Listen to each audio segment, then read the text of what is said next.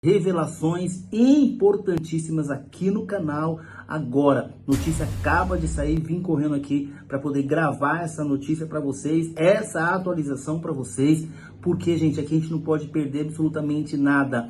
Olha, o governo atual está preocupado, tristeza geral por conta desse pronunciamento, por conta dessas revelações que o Bolsonaro trouxe agora. Eu preciso compartilhar com vocês essa notícia. Mas antes, você que me segue aqui, se você não me segue, estou te convidando, receba gratuitamente todos os dias notícias atualizadas para vocês aí. Basta me seguir aqui, se você não me segue ainda, me siga, deixe o seu like, pelo menos uns 4.000 likes nesse vídeo, esmaga o dedo nesse joinha aí, para a gente levar esse conteúdo para frente, atualizar a nossa sociedade. Esmaga o dedo no like. E aqui embaixo tem um espaço para você comentar. Se não comentou ainda, deixe o seu comentário aqui e também tem uma setinha para você compartilhar. Manda aí para os grupos o nosso vídeo, o nosso encontro aqui diariamente com um giro de tudo que está acontecendo. Revelações importantes que deixam você de queixo caído, que você precisa saber e precisa ficar antenado é aqui no meu canal. Então, olha, eu vou trazer essa notícia fresquinha, acaba de sair, eu quero que você tire as suas próprias conclusões e deixe aqui nos comentários, porque esse espaço aqui embaixo é seu, é para você comentar, é para você se manifestar. Aqui o nosso canal é um canal democrático, então por isso que eu te peço, deixa aqui nos comentários. Dá uma olhada nessa matéria. Gente, vou começar introduzindo a notícia, a gente vai dar uma olhadinha nos vídeos e o Jamil já traz a apuração dele. O que está acontecendo? As gafes da primeira-dama, Janja da Silva, estão constrangendo o governo e irritando aliados do presidente Lula. Tem uma matéria do nosso site do UOL, do Lucas Borges Teixeira, nosso repórter em Brasília, e ele está mostrando que no evento paralelo ali no G20 Social, a primeira-dama Janja da Silva deu duas declarações muito polêmicas. Em uma, ela xingou o bilionário Elon Musk, que foi nomeado por Trump, vai ser um dos ministros do governo Donald Trump. E em outra, ela também falou sobre o autor do atentado à bomba em Brasília e afirmou, aspas, que o bestão acabou se matando. Essas duas declarações, esse xingamento ao Donald Trump e essa fala sobre o homem que tentou ali o atentado na Praça dos Três Poderes, geraram um constrangimento dentro do governo. E segundo nos relata o Lucas, mesmo sem se pronunciar publicamente, os ministros, os aliados ficaram incomodados com as brechas que isso gerou para a oposição iniciar ataques ao governo Lula. Vamos ouvir as falas da primeira-dama.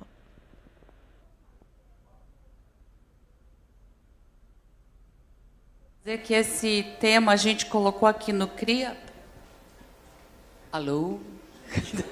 Uma buzina de navio. Elon Musk. Eu não tenho medo de você, inclusive.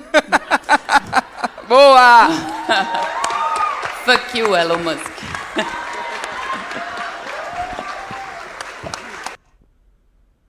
Aí foi a primeira fala, né, onde ela manda o Elon Musk fuck em inglês, e depois tem essa segunda fala dela, onde ela fala sobre o atentado em Brasília. Vamos ouvir.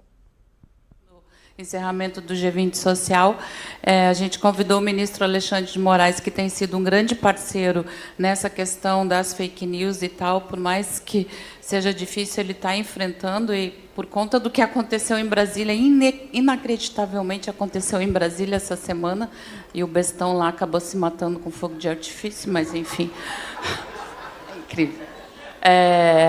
Mas a gente ri, mas é sério, gente, é sério. Olha só o que faz as redes sociais na mente das pessoas, né? Então, ele, por uma questão de segurança, ele também não...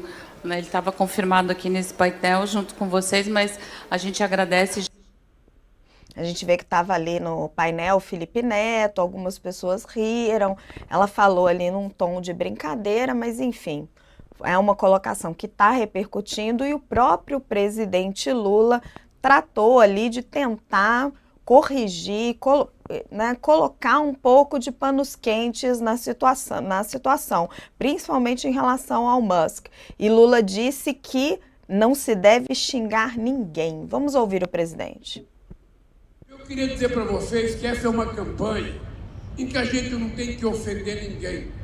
Nós não temos que xingar ninguém. Nós precisamos apenas indignar a sociedade. Indignar as pessoas que conquistaram o direito de comer. Que a gente tem que trazer junto essas pessoas que não têm para comer. Porque não tem nada mais triste do que uma criança levantar de manhã e não ter um café, um copo de leite e um pão com manteiga para dormir. Lula estava falando sobre a iniciativa global, né, de combate à fome e à pobreza, né, Jamil? E estava ali no palco a Janja, a própria Janja, que continuou com um semblante ali da mesma forma, a ministra da Cultura, Margarete Menezes, e o ex-ministro da Cultura, o cantor Gilberto Gil.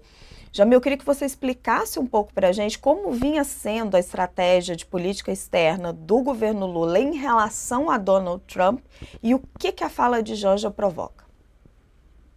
Raquel, alguns pontos a gente precisa entender e precisamos colocar neste contexto. Em primeiro lugar, Elon Musk não é apenas um bilionário mais. Ele não é mais o dono, só o dono da plataforma X ou da empresa Y. Enfim, não é esse o caso. Hoje, ele é o principal nome do governo, do futuro governo de Donald Trump. Ele foi um dos principais doadores, ele é a pessoa que vai ser encarregada de, basicamente, ser o regulador de todas as agências reguladoras nos Estados Unidos e vem com um poder, eu diria, muito acima de qualquer outro ministro ou chefe de departamento. Para você ter uma ideia, Raquel, ele, por exemplo, teve na reunião do Trump com o Zelensky, ele fez parte, né? Ele pegou o telefone e falou com o Zelensky durante a reunião do Trump. Outro exemplo, ele esteve aqui nos Estados Unidos com o embaixador do Irã nos Estados Unidos, depois da vitória já do Donald Trump. Ou seja, ele faz parte, eu não diria só de um círculo mais fechado de Donald Trump, não. Ele é provavelmente o ministro mais poderoso deste futuro governo. Então, quando houve esse tipo de incidente, de xingamento, etc., não foi com qualquer ministro e nem foi com o bilionário Elon Musk. Foi com, talvez, um dos pilares do próximo governo americano. Então, esse é um ponto fundamental para a gente entender. Segundo ponto, e respondendo à tua pergunta, o governo brasileiro, desde o começo, desde a hora ali que Donald Trump foi eleito, a estratégia qual era? A de dizer o seguinte, olha, se houver alguma crise na relação entre Brasil e Estados Unidos, essa crise não partirá do Brasil. Nós não queremos nenhum tipo de crise com os Estados Unidos. Trata-se de um dos maiores parceiros comerciais do Brasil, trata-se do maior investidor no Brasil. Então, só também para a gente colocar em contexto, os Estados Unidos representam, em termos de investimento no Brasil, 3 vezes o que a China representa em investimentos ao Brasil, ou seja, é realmente um ator fundamental, inclusive para a economia brasileira. Então, a ordem do governo Lula era: não vamos abrir nenhum tipo de crise com Donald Trump. Claro, se vier do outro lado, nós vamos ter que reagir, vamos ter que avaliar, etc, etc. Agora, o que é que aconteceu? É que a primeira crise partiu justamente do governo brasileiro, que tinha se colocado como estratégia não abrir nenhum tipo de crise. Então, qual é a preocupação dos diplomatas? Em primeiro lugar, porque essa estratégia já foi minada. Né? Você teve aí uma direção muito complicada vamos dizer assim, dessa ofensa, desse xingamento. Primeiro ponto. Segundo ponto, e é isso vários diplomatas brasileiros me disseram, a grande preocupação é que o governo Trump é um governo de revanche, é um governo que vem com a vingança como uma espécie de mantra. Vingança interna aqui nos Estados Unidos, certamente, em relação aos seus opositores, mas, eventualmente, contra atores internacionais também. Então, claro, você mexeu com o homem mais poderoso do governo, num sentido contrário ao que vinha sendo planejado pela política externa brasileira, e, em terceiro lugar, contra um governo que se move por vingança. É uma receita muito perigosa, obviamente, né, Raquel?